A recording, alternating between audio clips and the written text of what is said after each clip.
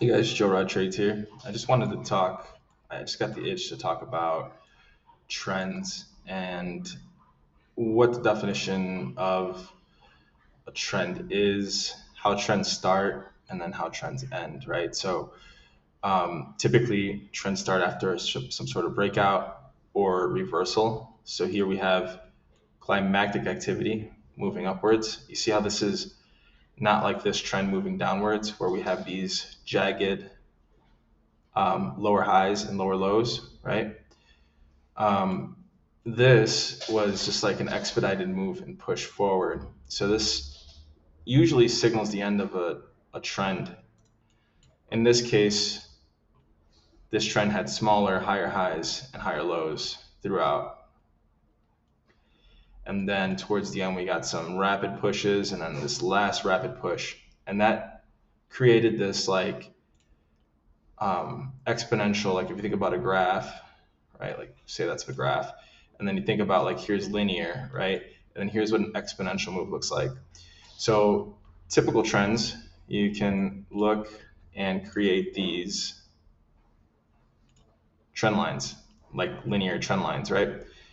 As they accelerate, you can see the trend lines getting steeper till eventually this line almost looks like it's straight. And that's how you can identify climactic activity. Another way is using the Keltner bands, which when you have these free bars floating outside of the Keltner's bands, this is rare activity. And this also signifies a potential for a market reversal. Now, reversals aren't very common. The market has inertia, it likes to keep going in its direction that it is currently flowing in. So you can't just say, oh, this is climactic, I'm going to short. You have to have other indicators, failure test or turtle soup, depending on what you call it. Anti-patterns, this will probably end up as an anti-pattern here. You see this slower lines trending this way, down this way, and then we finally curve in on this first one. So you'd probably go short here if you were trading the anti-pattern. Yeah, you're in early, but you still collect plenty on the way down. So that is how trends accelerate. Now, how to tell a trend strength, right? So let's look at this leg here. That's leg one of this trend starting. We don't know it's a trend yet. We probably might consider it being a trend on this one, where it meets the measured move of the first leg. So the trend now is, you could say, is just as strong as the first leg. Then we see these small little kickbacks right here. These are more like nested pullbacks, and you would have to measure these according to each one to see the relative strength of these as we're moving down. We're getting stronger. This was the first leg in the nested pullback. Second leg was equal. This leg is a little bit stronger. So we continue. And then this leg is a little stronger. So this trend is getting stronger now. That's what this tells you by looking at how each leg is pulling down. And then we see this pullback. And we're like, okay, well, we're slowing down now.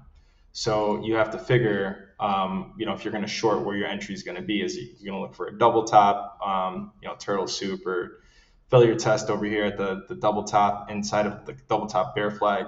What are you looking for to short? Are you going to short or are you going to go long? The other thing to tell is you can tell by these oscillators, right? So here you go. We said this first leg was just as strong. The second leg was just about as strong as this first leg. And if you look here, look at the volume here. Look at the momentum on the indicator. It's almost equal, right? And then we said this pullback was weaker than this pullback, right? Look at the indicator. And then we said this pullback and this pullback were almost the same.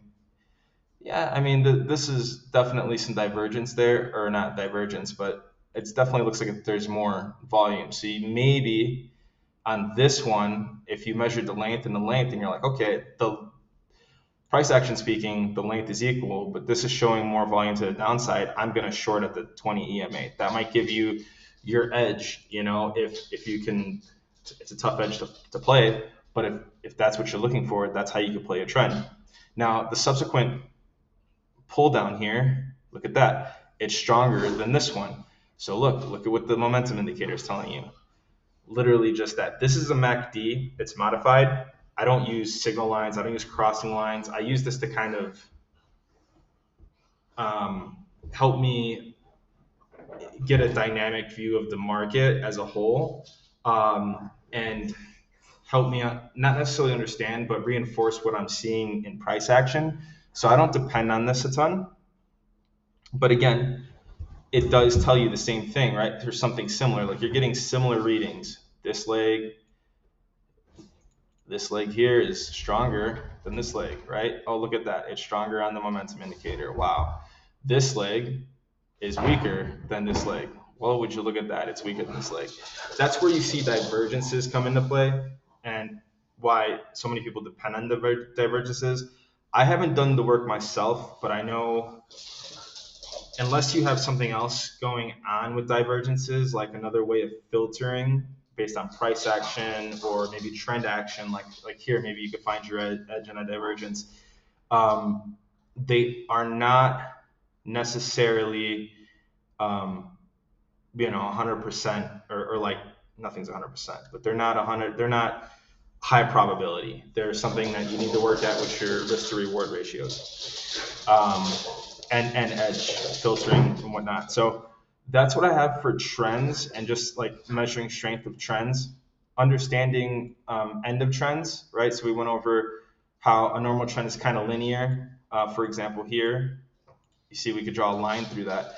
You see how this accelerates down. This is probably marking, see that almost made like a hockey stick or a boomerang, whatever you want to call it. That probably is telling me that this trend is coming to an end soon, that we're accelerating out of this trend and there might be a market reversal, which looks like the market tried to here, but who knows what's happening. We're probably entering a range. That is trend dynamics. That's how to measure trends via climatic activity, even legs of trends, and also using oscillators to determine the strength of a move on a leg of a trend. I hope that helps. Good luck and good trading.